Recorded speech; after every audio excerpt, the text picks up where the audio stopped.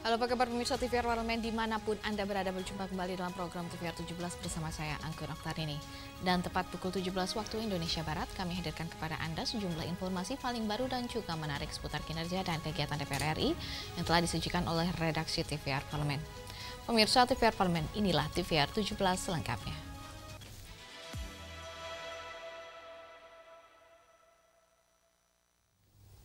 Pemirsa, terkait pembahasan rancangan Undang-Undang KUHP yang masih terus berjalan, Ketua DPR RI Dr. Honoris Causa Puan Maharani tegaskan bahwa DPR RI tidak tergesa-gesa dalam pengesahan rancangan Undang-Undang KUHP dan terus melibatkan berbagai elemen masyarakat. Pembahasan RUU KUHP di Komisi 3 DPR RI masih terus berjalan sambil menyerap masukan dengan melibatkan partisipasi publik. Ketua DPR RI Dr. Honoris Causa Puan Maharani menegaskan, DPR RI tidak tergesa-gesa dalam mengesahkan RUU KUHP.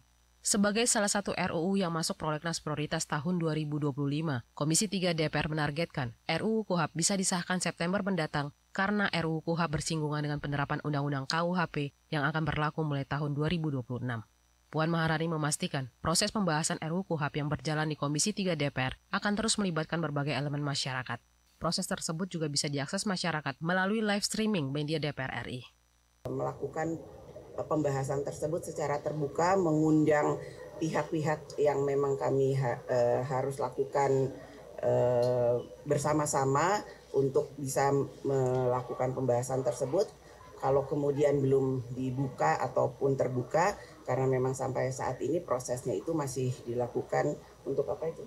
Melakukan RDP, RDPU, kemudian meminta masukan dari semua pihak yang ada dari seluruh elemen masyarakat. Jadi kita tidak terburu-buru, kita juga sudah melakukan ini dari bulan-bulan yang lalu, dari sidang-sidang yang lalu, dan nanti tentu saja kami akan juga membuka hal ini pada waktunya. Hingga saat ini, RUU KUHP telah dibahas melalui Panja Komisi 3 DPR dan sudah memasuki tahap pembahasan oleh tim perumus dan tim sinkronisasi. Pimpinan Komisi 3 DPR menyatakan proses legislasi RUU KUHP dilakukan secara terbuka dengan memperhatikan keseimbangan aspek substansi dan teknis sesuai mekanisme dalam Undang-Undang MD3. Adila dan Samsul, TVR Parlemen, melaporkan. Pemirsa, terkait dengan kebijakan Amerika menetapkan tarif resiprokal 32% atas barang-barang Indonesia yang masuk ke Amerika Serikat, Komisi 7 DPR RI desak pemerintah memperkuat keberadaan industrial lokal dengan melindungi produk dalam negeri dan juga pemberdayaan UMKM agar stabilitas ekonomi nasional tidak terganggu akibat penerapan tarif. Amerika Serikat akan menetapkan tarif resiprokal 32% atas barang-barang Indonesia yang masuk ke Amerika Serikat. Anggota Komisi 7 DPR RI mendesak pemerintah memperkuat keberadaan industri-industri lokal dengan melindungi produk dalam negeri dan pemberdayaan UMKM agar stabilitas ekonomi nasional tidak terganggu akibat penerapan tarif tersebut. Rico Mendoza menegaskan, pemerintah tidak boleh bergantung terus terhadap pasar Amerika Serikat, melainkan harus membuka pasar ekspor Indonesia seluas-luasnya, misalnya dengan mempromosikan produk Indonesia ke Eropa, Afrika, bahkan di seluruh Asia. Dengan begitu, industri-industri lokal bisa terus bertumbuh dan mencegah terjadinya PHK massal di sektor industri. Pasalnya, tarif resiprokal tersebut dinilai akan lebih menyasar pada sektor padat karya, khususnya tekstil. Apalagi sekarang kan sudah keikutsertaan Indonesia di Forum BRICS, kemarin Presiden Prabowo sudah ke sana, ya tentu ya harapan kita memperluas pangsa pasar selain dengan negara yang memang menetapkan tarif yang cukup berat untuk Indonesia ya, mungkin ke Uni Eropa, termasuk pangsa pasar Asia seperti China dan beberapa negara-negara tetangga. Saya kira kan ini juga cukup menarik. Ya, jadi saya kira saatnya Indonesia juga melakukan peningkatan kualitas produksi ya, dengan kondisi yang sekarang berarti ya kita menjadi cambuk bagaimana industri dalam negeri pun harus berbenah ya, termasuk UMKM dengan negara-negara. Kita harus banyak belajar lah seperti negara Thailand, dengan negara Jepang. Lebih lanjut, Rico Mendoza mendorong adanya strategi peningkatan kualitas produk dalam negeri dan SDM nasional. Masuknya investasi ke Indonesia diharapkan mendorong proses transfer knowledge bagi industri lokal untuk memastikan produk yang dihasilkan industri dalam negeri bisa bersaing dengan negara lain. Hilman dan Fajar, TVR Parlemen, melaporkan. Berdasarkan data PPATK, lebih dari 571.000 penerimaan bansos terindikasi bermain judi online dengan nilai transaksi mencapai 957 miliar rupiah. Dan sini Badan Anggaran DPR RI menghimbau pemerintah segera melakukan penelusuran dan validasi menyeluruh terhadap data penerimaan bansos. PPATK mengungkap lebih dari 571.000 penerima bansos terindikasi bermain judi online atau judol dengan nilai transaksi mencapai 957 miliar rupiah. Menanggapi itu, Badan Anggaran DPR RI mengimbau pemerintah segera melakukan penelusuran dan validasi menyeluruh terhadap data penerima bansos. Wakil Ketua Banggar DPR RI Muhyiddin Said meminta pemerintah melakukan verifikasi dan validasi data secara akurat sebelum menjatuhkan sanksi atau mencabut bansos dari masyarakat yang terindikasi terlibat judol. Selain itu, perlu pendataan ulang secara selektif terhadap penerima bansos untuk memastikan dana bansos efektif dan tepat sasaran. Muhyiddin juga mengajak pemerintah termasuk aparat penegak hukum memperketat pengawasan terhadap penyalahgunaan dan pemanfaatan dana bansos agar tidak digunakan untuk kegiatan yang kontraproduktif. Ya itulah tadi, kalau tidak tepat sasaran, yang diberikan itu ada pekerjaan, dia dapat uang dari bantuan sosial, dia tidak manfaatkan untuk kepentingan rumah tangganya. Dia salah gunakan. Oleh karena itu, kita bersyukur PPATK sudah mendapatkan semua data-data ini untuk dilakukan penataan kembali ke depan. Jangan sampai mendapat lagi, kemudian main judol lagi, bukan membantu kesejahteranya, justru mensengsarakan dia sendiri. Dan itu banyak, ya kita harus, negara yang punya penduduk 270 juta lebih ini, pasti banyak problem. Oleh karena itu problem ini bagaimana kita tata, kita punya manage, kita bisa lihat sehingga ke depan jauh lebih bagus daripada hari ini. Muhyiddin Said juga mendesak pemerintah memperkuat sistem pengawasan dan keamanan data kependudukan agar tidak mudah disalahgunakan, khususnya dalam layanan-layanan digital yang terhubung dengan aktivitas ekonomi dan sosial masyarakat. Fajar dan Hilman, TVR Parlemen, melaporkan. Pemirsa, budaya ada bukan hanya untuk dikenang namun untuk dihidupkan, dibanggakan dan juga diwariskan. Salah satunya budaya pacu jalur yang menjadi momen budaya Indonesia yang mendunia. Seperti apa informasi selengkapnya, tetap bersama kami di TVR 17.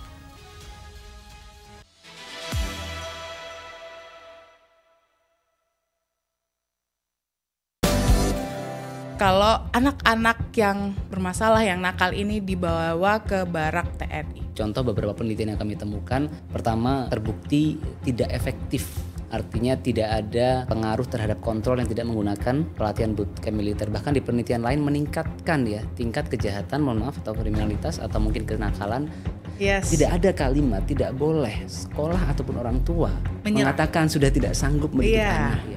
Seolah-olah masyarakat bilang kalau ini ya apa uji coba, ganti menteri pasti akan ada ganti kurikulum. Saya ambil contoh case 2013, kurikulum K13 keluar 2014 karena dianggap belum siap oleh pemerintah dikembalikan ke kurikulum yang sebelumnya. Apa yang terjadi? Akhirnya menjadikan problem. Sekolah bahkan datanya di angka 60% lebih ya, SD dan 80%. SMP tidak bisa mendapatkan buku. Ada penelitian begini, apakah kalian setuju atau tidak setuju bahwa kecerdasan tidak bisa diubah? Setuju nggak? Kecerdasan tidak bisa. Gantian saya yang tanya juga ya. Oke, boleh. Ini solusi bagus. Oke, terima propose kasih, Mbak Nadia, dan itu bisa kita implementasi pada era sekarang. Apakah kita mau push the best? Ya, the best, the brightest sons and daughters of Indonesia, atau kebijakan yang fokusnya equality? Ada sekolah Garuda, di situ juga nanti ada sekolah rakyat. Nah, kalau penjurusan yang kecil aja menurut dokter itu akan mempertinggi gap, bagaimana dengan sekolah ini? Apakah kita mau investasi 2 triliun untuk membuat sekolah Garuda ya? Atau 1,2 T setelah efisiensi let's say. Atau kita mau alokasikan itu untuk misalkan memperbaiki sekolah yang tidak punya lab IPA.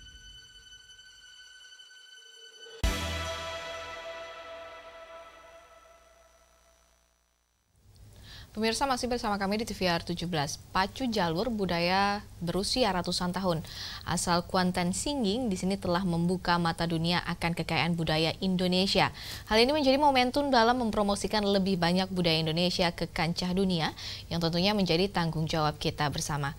Dan pemirsa, simak liputan mendalam yang telah dikemas oleh tim redaksi TVR Parlemen dalam segmen Lensa Parlemen berikut ini.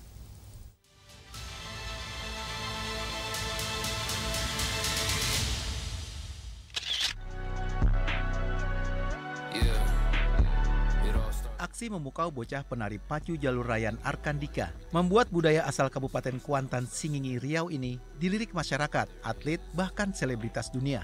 Tarian bocah 11 tahun tersebut diikuti sejumlah pesohor dunia, mulai dari pembalap MotoGP Marc Marquez, para pesepak bola klub asal Prancis Paris Saint-Germain, hingga atlet American football yang juga kekasih Taylor Swift, Travis Kelce. Diiringi musik latar berjudul Young Black and Rich yang dipopulerkan penyanyi Melly Mike, aksi Dika di atas perahu membawa budaya pacu jalur viral dan mendunia. Siapa sangka budaya berusia ratusan tahun asal Kuantan Singingi atau Kuansing bisa diterima begitu banyak masyarakat dunia.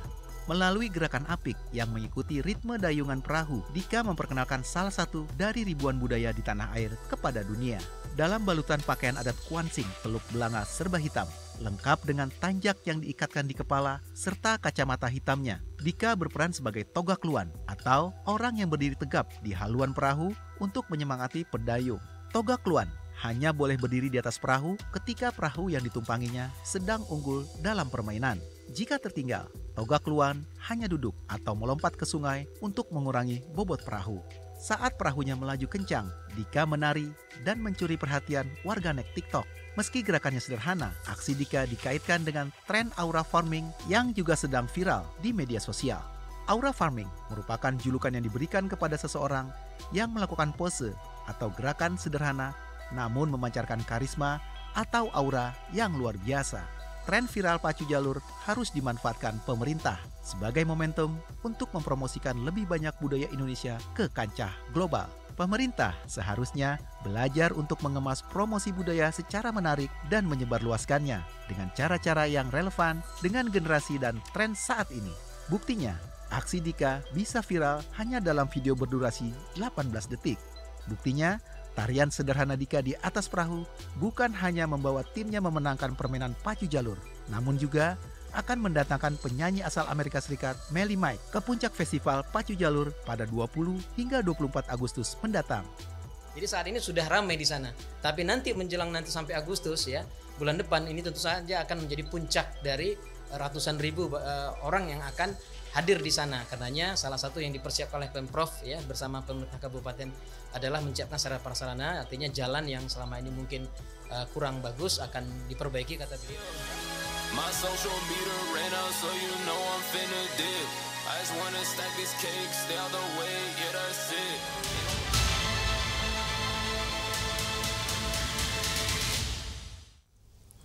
Komisi 1 DPR RI komitmen mendukung penuh langkah-langkah Kementerian Luar Negeri dalam memperkuat perlindungan terhadap warga negara Indonesia di luar negeri. Dan informasi selengkapnya sesaat lagi. Tetap bersama kami di TVR 17.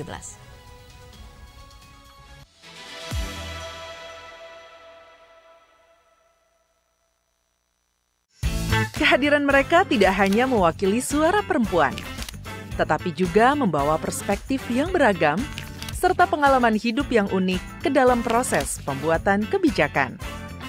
Saksikan Perempuan Parlemen hanya di TVR Parlemen.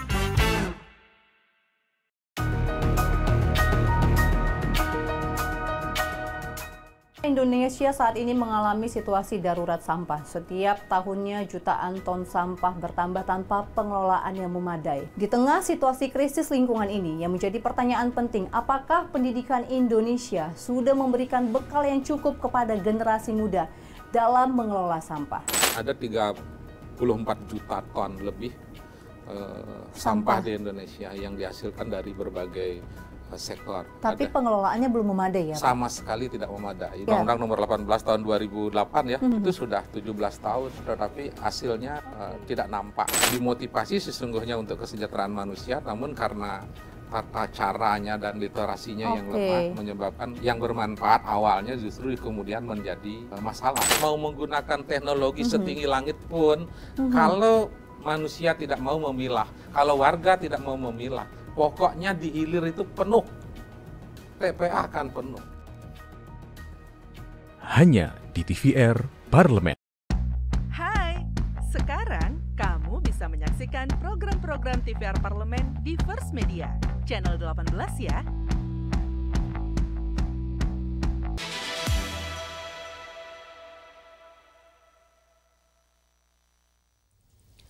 Kembali di TVR 17 dan di sini Komisi 1 DPR RI soroti pentingnya diplomasi perlindungan sebagai prioritas utama, terutama di tengah meningkatnya tantangan global, mulai dari konflik geopolitik hingga kasus kekerasan terhadap pekerja migran.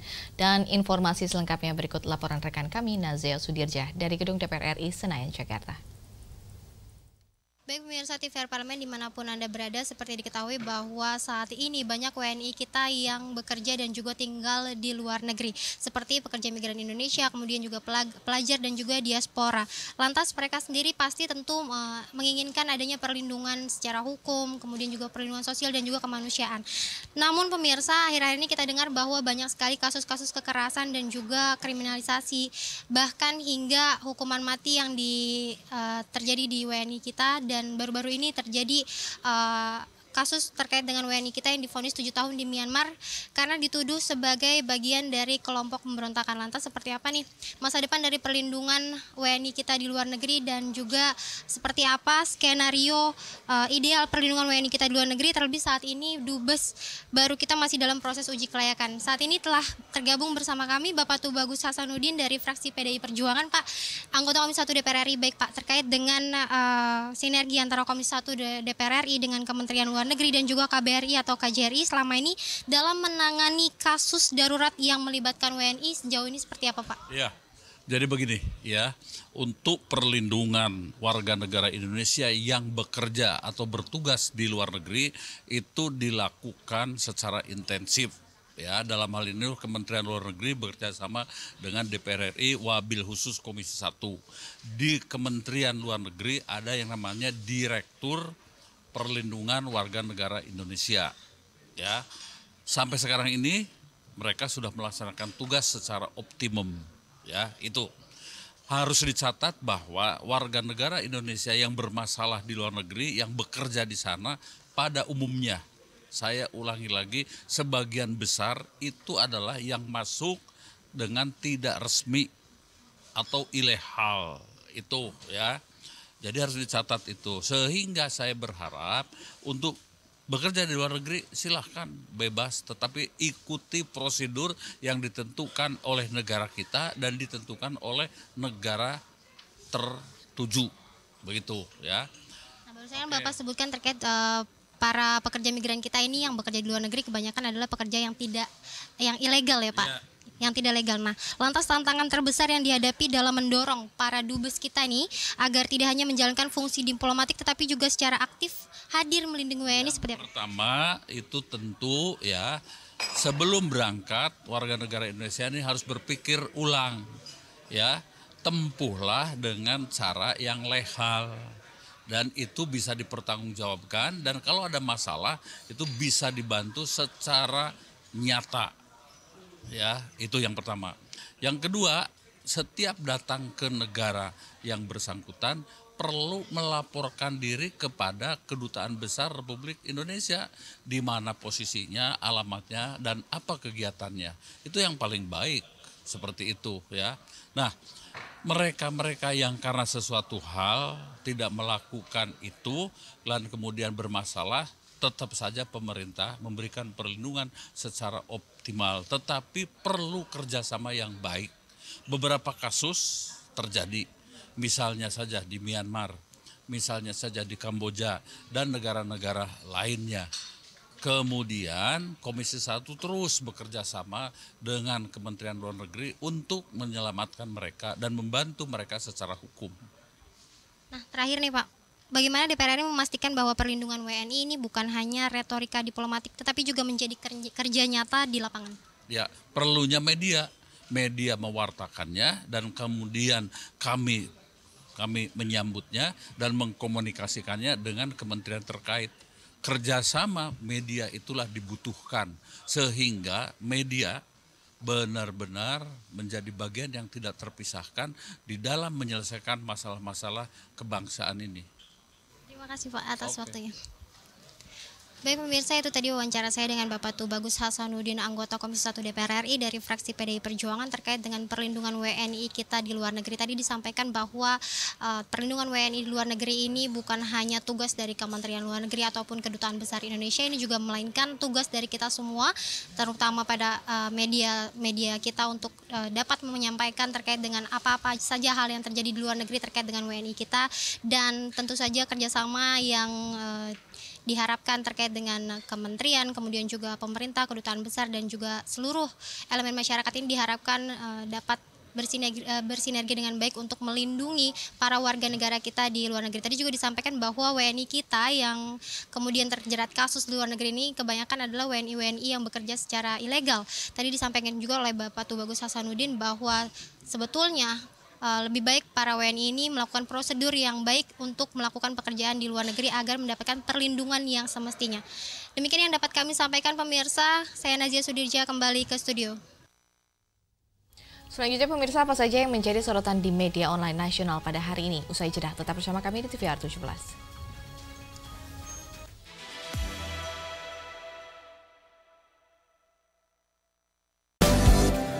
Kalau anak-anak yang bermasalah, yang nakal ini dibawa ke barak TNI. Contoh beberapa penelitian yang kami temukan, pertama terbukti tidak efektif.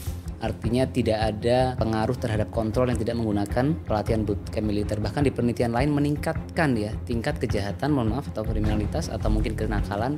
Yes. Tidak ada kalimat tidak boleh sekolah ataupun orang tua mengatakan sudah tidak sanggup mendidik anak. Ya. Seolah-olah masyarakat bilang kalau ini ya apa uji coba. Ganti menteri pasti akan ada ganti kurikulum. Saya ambil contoh case 2013, kurikulum K13 keluar 2014.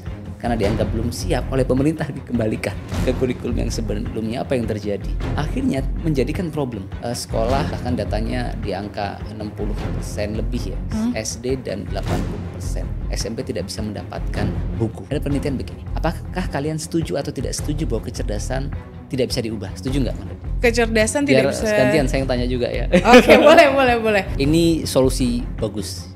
Propose Mbak Nadia, dan itu bisa kita implementasi pada era sekarang. Apakah kita mau push the best, ya the best, the brightest sons and daughters of Indonesia, atau kebijakan yang fokusnya equality? Ada sekolah Garuda, di situ juga nanti ada sekolah rakyat. Nah, kalau penjurusan yang kecil aja menurut dokter itu akan mempertinggi gap. Bagaimana dengan sekolah ini? Apakah kita mau investasi 2 triliun untuk membuat sekolah Garuda ya, atau 1,2 T setelah efisiensi let's say, atau kita mau alokasikan itu untuk misalkan memperbaiki sekolah yang tidak punya lab IPA.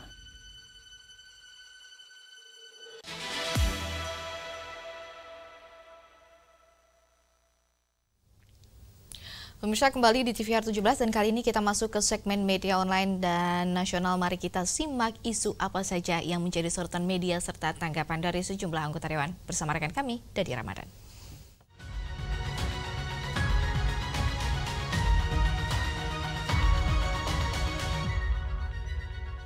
Baik, terima kasih rekan Anggun dan pemirsa. Kita lihat apa saja yang menjadi sorotan di media online pada sore hari ini. Yang pertama yang menjadi headline di media online yaitu konkret, lawan penjahat kemanusiaan DPR RI matangkan rancangan undang-undang BDS boykot produk Israel.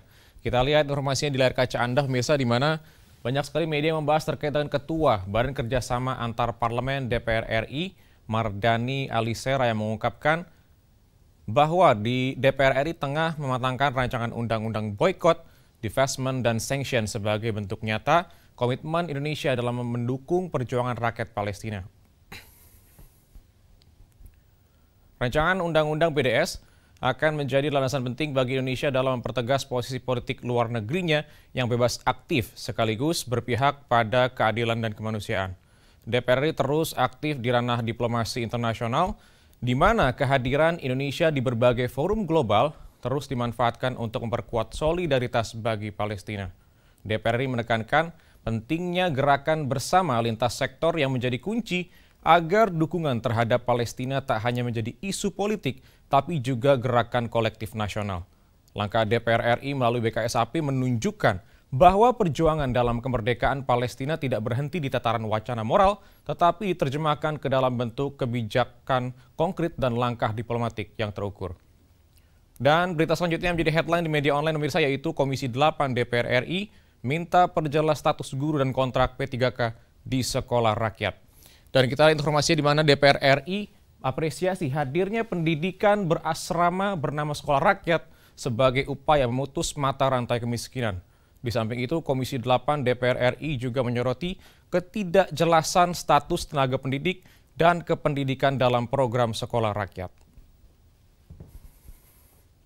Sebagaimana diketahui, tenaga pendidik dan kependidikan di luar kepala sekolah berasal dari tenaga P3K yang direkrut langsung oleh Kementerian Sosial, di mana belum ada kejelasan penganggaran jangka panjang status P3K di dalam RAPBN 2026.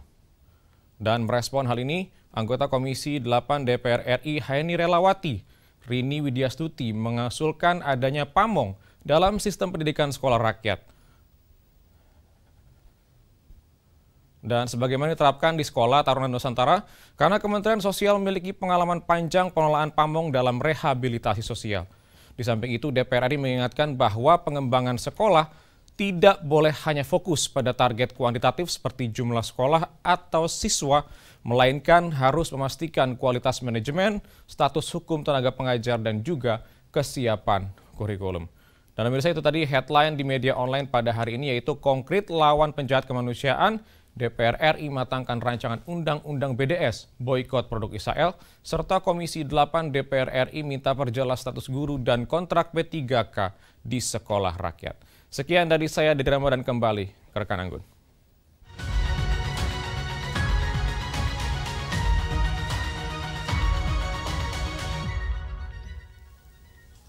Baik, terima kasih rekan Dadi yang telah menyampaikan sejumlah update sorotan dari media online nasional pada hari ini, dan segmen media online tadi sekaligus menutup program TVR 17 edisi sore hari ini.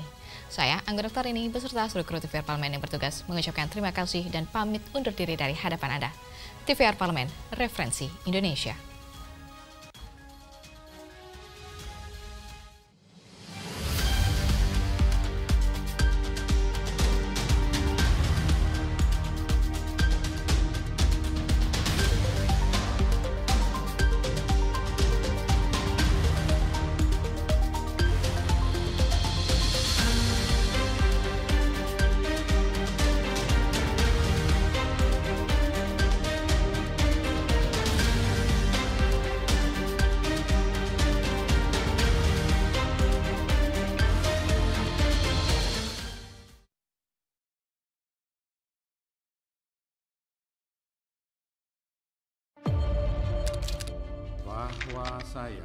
Bahwa saya demi Allah, saya bersumpah dan seadil-adilnya periode keanggotaan DPR RI hingga saat ini, yaitu terdapat 126 undang-undang yang telah selesai dibahas DPR RI.